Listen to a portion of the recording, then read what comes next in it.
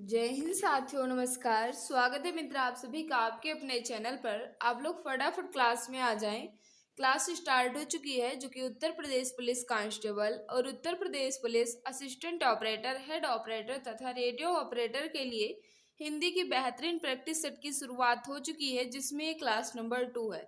फिलहाल इससे पहले बहुत सारी क्लासेज हुई हैं, लेकिन क्लास जो है ये पुनः स्टार्ट करी गई है, जिसमें ये क्लास नंबर 2 है। तो सभी मित्र क्लास में आ जाएंगे और एक बार मिलकर क्लास को शेयर कर देंगे, ताकि और भी फ्रेंड्स हमारे साथ जुड़ सकें, उन्हें भी इस क्लास का लाभ मिल सके। तो चलिए मित्र, आज की इस बेहतरीन प्रैक्टिस सेट की शुरुआत करते हैं और फर्स्ट क्वेश्चन आपके सामने रख देते हैं। क्वेश्चन नंबर 39 से स्टार्ट है। सभी मित्र बताएंगे इसका राइट आंसर क्या होगा। भारत देश में सर्वाधिक बोली जाने वाली भाषा कौन सी है? फटाफट बताएंगे सभी मित्र इसका राइट आंसर क्या होगा। भारत देश में सबसे अधिक बोली जाने वाली भाषा कौन सी है? सभी मित्र इसका आंसर देंगे। तो याद रखना, सबसे अधिक क्या बोली जाती है? तो हिंदी भाषा बोली जाती है, जो कि ऑप्शन नंबर ये में है। तो जो भी मित्र बता रहे हैं ऑप्शन नंबर ये बिल्कुल परफेक्ट होगा। नेक्स्ट आपके सामने क्वेश्चन नंबर 40 से इसका राइट आंसर बताना है। संस्कृत भाषा में कितने शब्द रूप हैं?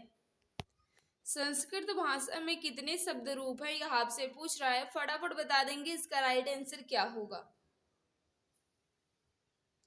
तो ऑप्शन के तौर पर देखा जाए मित्र, संस्कृत भाषा में कितने शब्द रूप हैं, तो 24 इसका राइट आंसर होगा। ऑप्शन नंबर डी यहाँ बिल्कुल परफेक्ट होगा। नेक्स्ट आपके सामने है क्वेश्चन नंबर 3 यानी क्वेश्चन नंबर 41 है। फटाफट बता देंगे राइट आंसर क्या होगा। अधिकतर भारतीय भाषाओं का विकास किस लिपि से हुआ है? अधिकतर भारतीय भाषाओं का विकास जो है ये किस लिपि से हुआ है? फटाफट बताएंगे राइट आंसर क्या होगा। तो याद रखना है मित्र, इसका जो राइट आंसर हो जाएगा बिल्कुल सही, ब्राह्मी लिपि से हुआ है। अधिकतर भारतीय भाषाओं का विकास जो है ये ब्राह्मी लिपि से हुआ है, जो कि ऑप्शन नंबर डी में है। तो जो भी भाई बहन हमारे बता रहे हैं ऑप्शन नंबर डी बिल्कुल परफेक्ट हो जाएगा। नेक्स्ट आपके सामने है, कौन सा अमानक वर्ण है? अमानक वर्ण आपसे पूछ रहा है। सभी मित्र आंसर देने की कोशिश करेंगे। अगर आपको किसी क्वेश्चन का आंसर आता है तो आप कमेंट में बता दीजिएगा, अगर नहीं आता है तो नोट कर लीजिएगा, ठीक है मित्र। क्वेश्चन नंबर 42 का जो राइट आंसर हो जाएगा, अमानक वर्ण पूछ रहा है, तो वह जो है ये अमानक वर्ण है, जो कि ऑप्शन नंबर डी में दिया गया है। तो जो भी मित्र बता रहे हैं ऑप्शन नंबर डी बिल्कुल परफेक्ट हो जाएगा।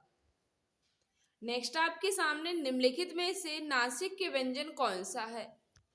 नासिक की ध्वनि कौन सा है? नासिक व्यंजन कौन सा है? फटाफट बता देंगे राइट आंसर क्या होगा। तो याद रखना, यह जो इसका राइट आंसर हो जाएगा, यह जो है ये नासिक के व्यंजन है, जो कि ऑप्शन नंबर बी में दिया गया है। तो जो भी मित्र बता रहे हैं ऑप्शन नंबर बी बिल्कुल सही बता रहे हो मित्र। नेक्स्ट आपके सामने शुद्ध वर्तनी का चयन कीजिए, यानी आपसे पूछ रहा है ऋषि की वर्तनी जो है ये किस विकल्प में अच्छे ढंग से दर्शाई गई है? फटाफट बता देंगे क्वेश्चन नंबर 44 का राइट आंसर क्या होगा।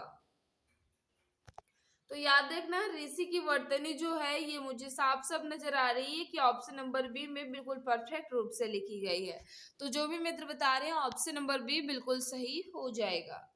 नेक्स्ट आपके सामने क्वेश्चन नंबर 45 है। इसका राइट आंसर बताना है। शुद्ध वर्तनी का चयन कीजिए, दीर्घायु की वर्तनी जो है ये किस विकल्प में अच्छे ढंग से दर्शाई गई है? फटाफट बता देंगे राइट आंसर क्या होगा। दीर्घायु की वर्तनी आपसे पूछ रहा है। तो याद रखना, इसका जो राइट आंसर हो जाएगा दीर्घायु, यानी ऑप्शन नंबर ये यहाँ बिल्कुल परफेक्ट होगा। जो भी मित्र बता रहे हैं ऑप्शन नंबर ये बिल्कुल सही होगा। यहाँ सी जो है ये बिल्कुल भी नहीं होगा। दीर्घायु की वर्तनी केवल ऑप्शन नंबर ये में ही परफेक्ट से लिखी गई है। तो ऑप्शन नंबर ये यहाँ बिल्कुल सही हो जाएगा। नेक्स्ट आपके सामने है मित्र, इसका राइट आंसर बताना है। सभी मित्र बता देंगे इसका राइट आंसर क्या होगा। किस शब्द में उपसर्ग का प्रयोग नहीं हुआ है? 4 शब्द आपके सामने दे दिए गए हैं, इनमें पूछ रहा है किस शब्द में उपसर्ग का प्रयोग नहीं किया गया है। फटाफट बता देंगे मित्र क्वेश्चन नंबर 46 का राइट आंसर क्या होगा। नियुक्त में हाँ बिल्कुल उपसर्ग लगा है, उत्तम में भी उपसर्ग है, आकार में भी उपसर्ग है, लेकिन समेत में कोई उपसर्ग नहीं है। तो यही इसका राइट आंसर हो जाएगा, यानी कहा जाए ऑप्शन नंबर डी यहाँ बिल्कुल परफेक्ट होगा।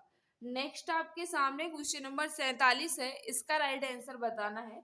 हिंदी में कृत प्रत्ययों की संख्या कितनी है? हिंदी में कृत प्रत्ययों की संख्या जो है ये कितनी है? फटाफट बता दो मित्र, क्वेश्चन नंबर 47 का राइट आंसर क्या होगा? तो याद रखना इसका जो राइट आंसर हो जाएगा, हिंदी में कृत प्रत्ययों की संख्या जो है ये 28 है, जो कि ऑप्शन नंबर ये में दिया गया है। कितनी है मित्र? 28 है, जो कि ऑप्शन नंबर ये में है, बिल्कुल परफेक्ट आंसर हो जाएगा। नेक्स्ट आपके सामने निम्नलिखित में देशज शब्द कौन सा है? देशज शब्द आपसे पूछ रहा है, फटाफट बता देंगे इसका राइट आंसर क्या होगा। तो याद रखना मित्र, देशज की बात कर रहा है तो कटोरा हुआ, लोटा हुआ, ये सब कैसा शब्द है? देशज शब्द है। तो राइट आंसर क्या होगा? ऑप्शन नंबर डी यहाँ बिल्कुल परफेक्ट होगा। जो भी मित्र बता रहे हैं ऑप्शन नंबर डी यहाँ बिल्कुल सही हो जाएगा। नेक्स्ट आपके सामने नीलकमल में कौन सा समास है? आपसे पूछ रहा है नीलकमल में कौन सा समास है, फटाफट बताएंगे इसका राइट आंसर क्या होगा। मित्र, जिस भाई बहन ने अभी तक क्लास को लाइक नहीं किया है, हम आपसे रिक्वेस्ट कर रहे हैं, क्लास आपको अच्छी लग रही है तो प्लीज क्लास को लाइक कर दो, और जो भी प्यारे भाई बहन हमारे साथ नए हैं वो चैनल को सब्सक्राइब कर बेल आइकन को प्रेस कर लेंगे, ताकि क्लास की नोटिफिकेशन टाइम टू टाइम मिलती रहे। तो नीलकमल में कौन सा समास है? तो जो भी मित्र हमारे बता रहे हैं बिल्कुल सही बता रहे हैं कि नीलकमल में कर्मधारय समास है। अगर हम इसका समास विग्रह करेंगे तो क्या हो जाएगा? नीला है कमल जो, क्या हो जाएगा? नीला है कमल जो, इसका समास विग्रह होगा, और इसमें कौन सा समास हो जाएगा? कर्मधारय समास। नेक्स्ट आपके सामने है, इसका राइट आंसर बताना है। परीक्षा शब्द निम्नलिखित वर्गों में से किस वर्ग में आता है? यानी आपसे पूछ रहा है परीक्षा जो है ये कैसा शब्द है? तत्सम है, तद्भव है, देशज है, या विदेशी है? फटाफट बता देंगे क्वेश्चन नंबर 50 का राइट आंसर क्या होगा। तो याद रखना मित्र, इसका जो राइट आंसर होगा 50 का, जो भी मित्र बता रहे हैं तत्सम शब्द है, बिल्कुल सही बता रहे हो। परीक्षा जो है ये कैसा शब्द है? तत्सम शब्द है। इसका तद्भव क्या होता है? परीक्षा होता है। क्या होता है मित्र? परीक्षा इसका तद्भव होता है। परीक्षा जो है ये कैसा शब्द है? तत्सम शब्द है। नेक्स्ट आपके सामने क्वेश्चन नंबर 51, इसका राइट आंसर बताना है। तद्भव शब्द निर्दिष्ट कीजिए, यानी आपसे पूछ रहा है इन चारों शब्दों में कौन सा शब्द जो है तद्भव है?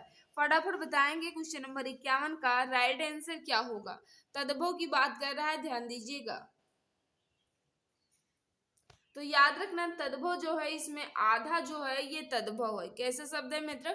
आधा जो है ये तद्भव शब्द है। इसका तत्सम क्या होता है? तो अर्ध होता है। क्या होता है मित्र? अर्ध जो है ये कैसा है? तत्सम हो जाएगा, और आधा जो है ये कैसा है? तद्भव शब्द हो जाएगा।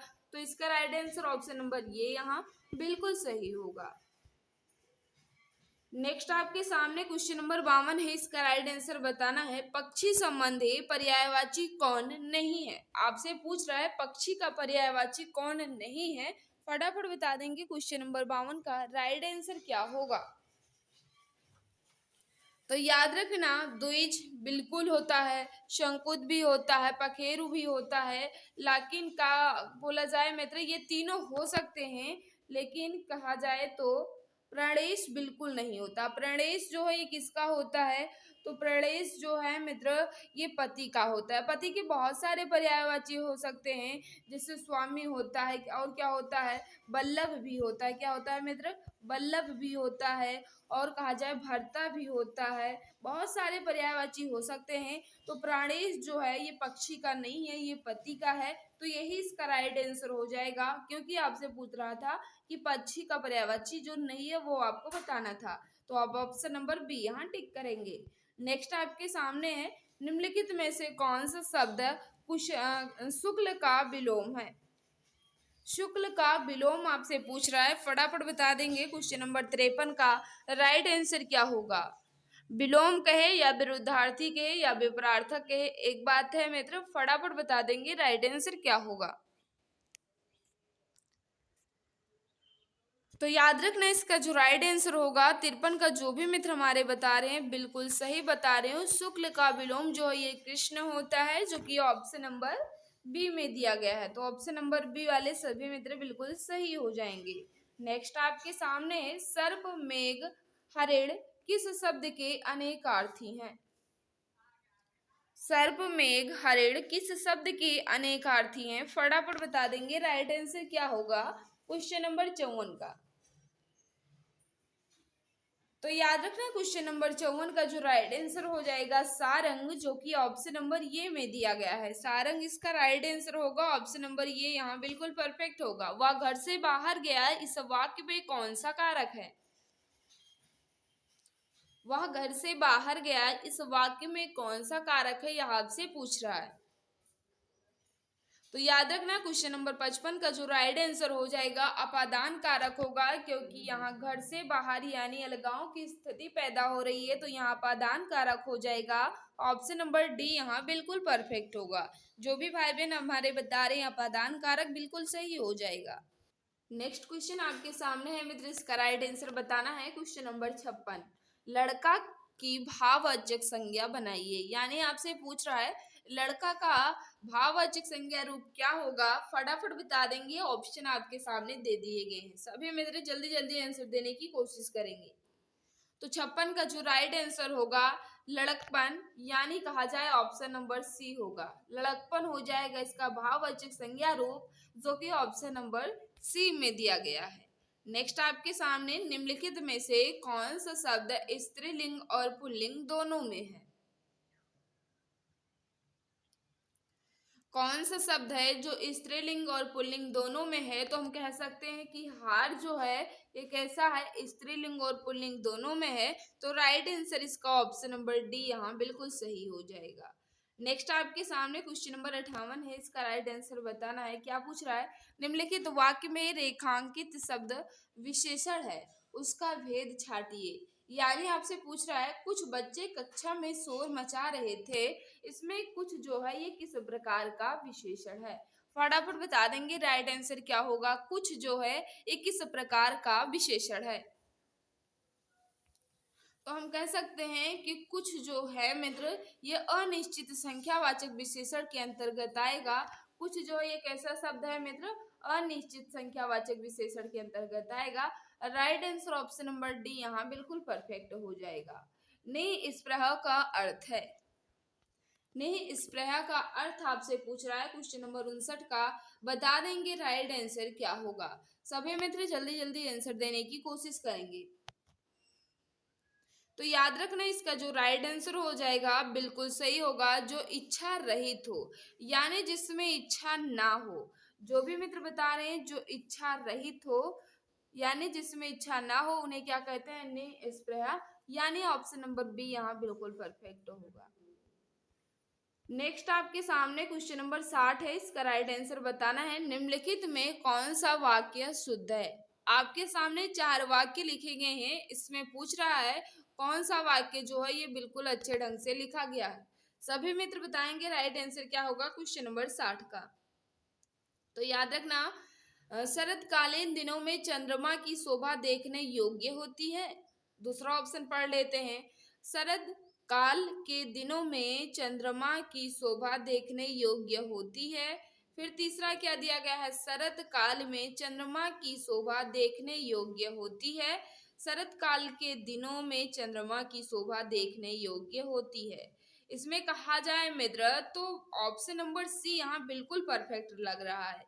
तो जो भी मित्र बता रहे हैं शरद काल में चंद्रमा की शोभा देखने योग्य होती है, बिल्कुल सही बता रहे हैं। जो भी मित्र बता रहे हैं ऑप्शन नंबर सी बिल्कुल परफेक्ट हो जाएगा। नेक्स्ट आपके सामने मित्र क्वेश्चन नंबर 61 से 62 तक का है। त्रुटि छाटनी है, हम निर्देश को पढ़ लेते हैं एक बार। प्रश्न संख्या 61 और 62 दिए गए वाक्यों में से कुछ त्रुटि है और कुछ ठीक है। त्रुटि वाले भाग वाक्य के जिस भाग में त्रुटि है उस अंक का अंतराक्षर यानी ABCD में उसका उत्तर है। यदि वाक्य में कोई त्रुटि ना हो तो कोई त्रुटि नहीं है को उत्तर को रूप को चिन्हित कीजिए। यानी आपसे साफ साफ पूछ रहा है जिस भाग में त्रुटि हो उसे बताना है। अगर कोई त्रुटि नहीं है तो ऑप्शन नंबर डी यानी कोई त्रुटि नहीं है पर टिक करना है। तो फटाफट बता देंगे, नेताओं का अपमान करना मूर्ख होगी।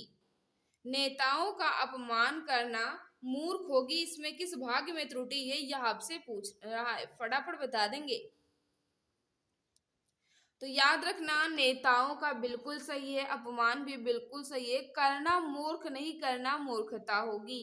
यहाँ कहा जाए तो ऑप्शन नंबर सी में त्रुटि है, तो यही इसका राइट आंसर हो जाएगा, यानी ऑप्शन नंबर सी। तो जो भी मित्र बता रहे हैं ऑप्शन नंबर सी बिल्कुल परफेक्ट होगा। नेक्स्ट आपके सामने, उनके पिता की मृत्यु प्रयांत के बाद उनके चाचा उनके संग रहने लगे। किस भाग्य में त्रुटि है उस भाग्य को चिन्हित करना है। अगर कोई त्रुटि नहीं है तो ऑप्शन नंबर डी को चिन्हित करना है। फटाफट बता देंगे क्वेश्चन नंबर 62 का राइट आंसर क्या होगा।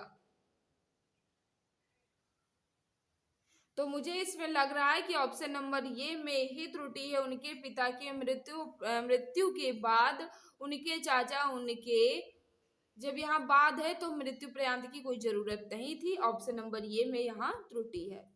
नेक्स्ट आपके सामने है क्वेश्चन नंबर 63, इसका राइट आंसर बताना है। औंधी खोपड़ी मुहावरे का अर्थ है। औंधी खोपड़ी इस मुहावरे का उचित अर्थ जो है ये किस विकल्प में दिया गया है।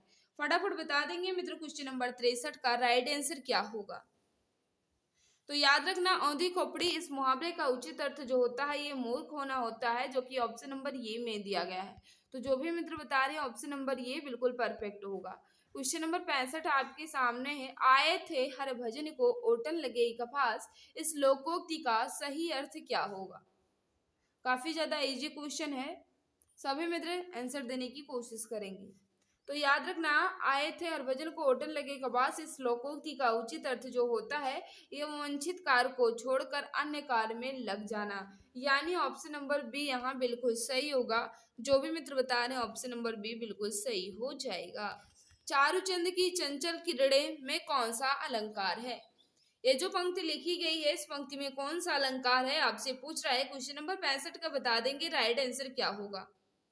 तो याद रखना, इसमें चावड़ की आवृत्ति हुई है, तो जाहिर सी बात है कि इसमें अनुप्रास अलंकार होगा। ऑप्शन नंबर ये यहाँ बिल्कुल परफेक्ट हो जाएगा। नेक्स्ट आपके सामने है क्वेश्चन नंबर 66, इसका राइट आंसर बताना है।